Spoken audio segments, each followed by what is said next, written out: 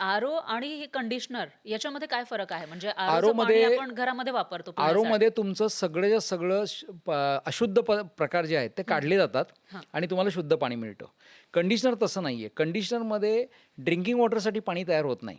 अच्छा. ते पाणी म्हणजे हे बल्क पाणी पिता वॉटरसाठी आहे. येत नाही. हे पिता नाही येत, बरोबर आहे. पिण्यासाठी ते नाहीच आहे. तुमच्या पाण्यातले जे काही क्षार, माती, कचरा हे सगळं पूर्ण शुद्ध होतं आणि म्हणजे बाजूला निघतं आणि तुमच्याकडे पाणी येतं. हं. पण त्याला लिमिटेशन असं आहे, की 1 लिटर पाण्यासाठी 1.5 लिटर पाणी वाया जातं, वेस्ट जातं. ते पार्ट अँड पार्सल आहे. ते होणारच हं. आणि तुम्हाला जागेवर शुद्ध पाणी मिळतं. अच्छा. त्यामुळे त्याचं लिमिटेशन आहे, की तुम्हाला पाणी चांगलं मिळेल, हं. पण ओन्ली फॉर ड्रिंकिंग वॉटर. हं. म्हणजे शेतीचे जे बाकीचे उद्योग आहेत, की पोल्ट्री आहे, डेअरी आहे, शेळीपालन आहे, गोटपालन वगैरे जे म्हणतात, त्याच्यामध्ये पण ते पाणी पाजायला त्यांना परवडत नाही किंवा म्हणजे जमत नाही. तर त्याचं कारण असं आहे, की खूप क्वांटिटीमध्ये पाणी मिळायचं असेल, हं. तर रिव्हर्स ऑस्मॉसिस तेवढं उपयोगी पडत नाही. अच्छा. कंडिशनिंग म्हणजे पाण्यामधले जे घटक आहेत, कॅल्शियम, मॅग्नेशियम, सोडियम, पोटॅशियम त्या पाण्याचं त्याचं कंडिशनिंग करायचं.